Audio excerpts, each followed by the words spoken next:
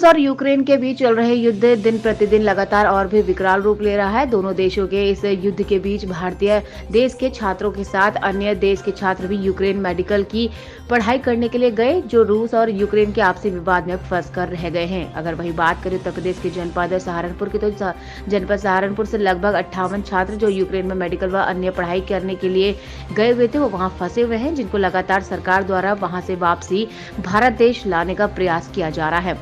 सरकार द्वारा चलाए जा रहे ऑपरेशन गंगा के तहत काफी भारतीय छात्र वापस अपने देश, अपने मुल्क, अपने घर भी आ चुके हैं। इसी क्रम में जनपद सहारनपुर के भी लगभग 9 छात्र जो यूक्रेन मेडिकल की पढ़ाई करने गए थे, वे वापस आ गए हैं। सहारनपुर के आजम खान यूक्रेन में मेडिकल की पढ़ाई करने गए थे, जिन्होंने सिटी नेशनल मेडिकल यूनिवर्सिटी में पढ़ रहे थे, जो कल रात ही जनपद सहारनपुर यूक्रेन से वापस लौटे हैं। आजम खान ने अपनी आप बीती सुनाई और बताया कि यूक्रेन में लगातार हालात बद से बदतर होते जा रहे हैं। कभी भी किसी भी टाइम मिसाइल दागी जाती है, जिससे वहां रहना बहुत मुश्किल हो गया था। अब जब भी मिसाइल दागी जाती थी, हम लोग बिल्डिंग के नीचे बने बंकर में जाकर छुप जाते थे, क्योंकि अगर मिसाइल बिल्डिंग पर गिरती तो कम से कम हम लोग वहां से सुरक्षित बच पाते। आजम खान ने बताया कि जनपद सहारनपुर के काफी छात्र हमारे साथ चले थे, जो लगभग 150 से 200 का ग्रुप था, जो यूक्रेन से वापस आए। मेरा नाम मोहम्मद आज़म खान है। मैं यूपी में सहारनपुर का रहने वाला हूँ। अभी आप यूक्रेन और रूस में जो चल रहा है, यूक्रेन से आप आए हैं, जी। किस तरीके का माहौल था और किस तरह से फर्क है? यूक्रेन का माहौल जैसे न्यूज़ चैनल भी दिखा रहे हैं, लगभग वैसा ही था। कोई न्यूज़ चैनल झूठ नहीं बोल रहा था कि कुछ भी हो सकता है। उस टाइम हमारी सिटी वैसे बॉर्डर से काफ़ी दूर है, रशिया के बॉर्डर से। हम वहाँ पर वो सेफेस्ट सिटी मानी जाती थी। हमारे टीचर्स भी यही बोलते थे कि अभी ये सेफेस्ट सिटी है, वैसे यहाँ पर कोई प्रॉब्लम ही नहीं होगी। लेकिन तब 23 फ़रवरी को सुबह में जब हम उठे तो वहाँ पर ब्लास्ट हुआ, इवानो में ही, हमारी सिटी में वो एयरपोर्ट उन्होंने ब्लास्ट कर दिया। तो तब से वहाँ पर दहशत का माहौल हो गया। जो सिटी सबसे सेफ़ मानी जाती थी, उसमें भी ब्लास्ट हुआ है। तो आप समझ सकते हो, हमारे से लगभग 10-12 किलोमीटर दूर होगा एयरपोर्ट, तो वहाँ पे ब्लास्ट हुआ था। तो हम घबरा गए थे सभी। वहाँ से किस तरह चले आप? कितने युवक वहाँ से चले और किस तरह सारा? हमने खुद ही अपने एक्सपेंसेस पर टैक्सी बुक की। 6 टैक्सी हमने, एक बस और 5 टैक्सी बुक की थी। तो वहाँ से हमने सफ़र तय किया था। लगभग हम 150 से 200 लोग थे 6 गाड़ियों के अंदर। तो फिर हमने वहाँ से 180 किलोमीटर का सफ़र तय किया बाय रोड, बाय ट्रांसपोर्ट। फिर उसके बाद उन बसेस ने, टैक्सी ने हमें 15 किलोमीटर पहले बॉर्डर से रोक दिया था, क्योंकि ट्रैफिक इतना था कि बस जा नहीं सकती थी।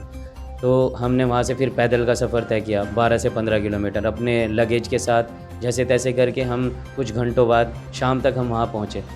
बॉर्डर की अगर बात करें तो बॉर्डर पे दिखाया जा रहा है कि रशियन जो है, जो सैनिक हैं, वो महिलाओं को मार रहे हैं, लड़कों को मार रहे हैं। क्या इस तरीके का माहौल हो रहा है? नहीं, वहाँ पर है रशियन तो नहीं है, यूक्रेनियन है। यूक्रेनियन बॉर्डर है, फिर रोमानिया बॉर्डर है।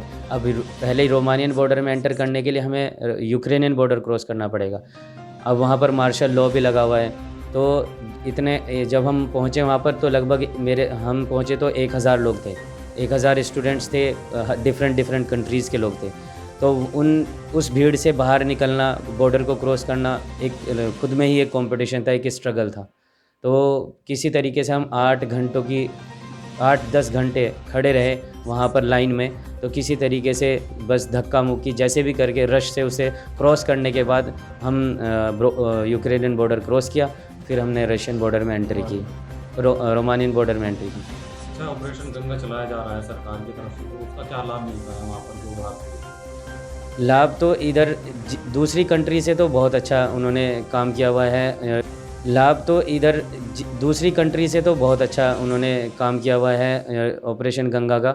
लेकिन यूक्रेन के अंदर इवैक्यूएशन नहीं हो पा रहा है। बच्चे खुद बर खुद एक्सपेंसेस करके जा रहे हैं। अगर एक सिस्टमेटिक वे बनाया जाए कि इस सिटी से इतने बच्चे जाएंगे बॉर्डर पर, और एक ही बॉर्डर पे लोग जब सारे के सारे एक ही बॉर्डर पे पहुंच जाएंगे, तो रश तो ज़्यादा होना ही होना है। अब 4 बॉर्डर हैं, पोलैंड बॉर्डर है, स्लोवाकिया है, हंगरी है और ये रोमानिया है। अब इन चारों पे अगर थोड़े थोड़े डिस्ट्रीब्यूट कर दिए जाएं, तो उसमें फिर ईज़िली रहेगा कि अगर बच्चों को इवैक्यूएट करना। आप जिस तरह से घर से आए हैं, कैसा महसूस कर रहे हैं? बहुत सारे बच्चों को तो खुशी महसूस हो रही होगी, लेकिन मेरा कोई ऐसा नहीं है, क्योंकि मेरे दोस्त जो जितने भी वहाँ इंडियन है वो सारे मेरे भाई और बहन ही हैं। तो मुझे कोई खुशी महसूस नहीं हो रही है कि मैं अपने घर आ गया हूँ, क्योंकि अभी तक हर एक बच्चा नहीं अपने घर पहुँचा है, और जब तक एक भी बच्चा रह जाएगा तो मुझे तो कोई खुशी महसूस नहीं होगी, क्योंकि उनकी रिस्पॉन्सिबिलिटी भी हमारी और हमारे गवर्नमेंट की है।